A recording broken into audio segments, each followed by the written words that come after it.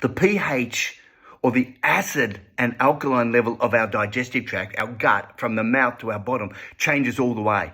And it's really important. I've already just highlighted why your stomach has to be acid, why it has to have a really strong acid, but it changes along the way. And so in your mouth, your oral cavity, your saliva should be about 7. Your saliva should be about 7.2. Because of the bicarbonates releasing. Why? Because it mineralizes, it helps mineralize your teeth, it helps maintain a balance of your microorganisms in there, so none of them can get awry and you don't have the acid-loving bacteria in your mouth and in your gums causing dental decay and so on. Then your esophagus, it picks up the pH of your food, it goes down, you get to your stomach. I've told you why that has to be. Have a strong acid of around about 1, 1.5, 2, has to be strong. Then it goes into your small intestine. But when it goes into your small intestine, that acid stomach signals, right, for all the messages to start moving, coordination to go through your gut. So the pH is the first thing in your stomach about moving everything through your gut. Now, on top of that, when it goes into your small intestine says, hold on, this is really acid. It's going to burn me.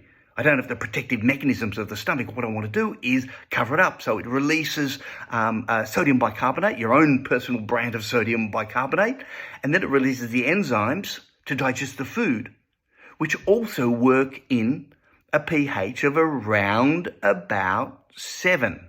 So that it's gone back to neutral. And in that neutral pH ground, bacteria don't thrive. They don't grow, they don't multiply, so you don't get lots of microorganisms, lots of the good or the bad, the commensurate or the other bacteria in there. They're just passing through, unless you do. And then you've got something called SIBO, which we'll talk about, and some simple solutions to that. But what you've got is the pH of your small intestine.